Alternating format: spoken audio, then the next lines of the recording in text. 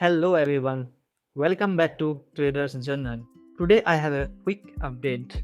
We have added a bunch of new features on Traders Journal app.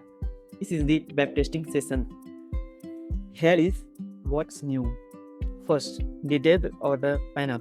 Place market limit and stop limit orders. For pending orders, you can visualize them, then place once you are confident. Same for limit. And one more thing, it's very simple. Just click in trade to autofill the current market price. Second, position tool. Use long and short position boxes to plan trades. It's so TPSL percent and risk reward. Third, favorites panel. Favorite your tools and see them in the floating bar above replay. If you don't see it or misplace it, refresh once. Fourth, skip candles. Earlier next move only one candle, now you can move 5, 10 or any numbers of candles. Fifth, draw beyond the last candle.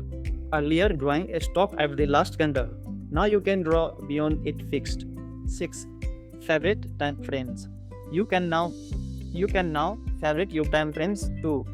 Seventh, trade comments plus export. In order history, review all trades and comments and exports for analytics. That's the update. If you like it, like the video and keep checking tradersjournal.app for new updates. Have you suggestions? Comment below. Thanks for watching.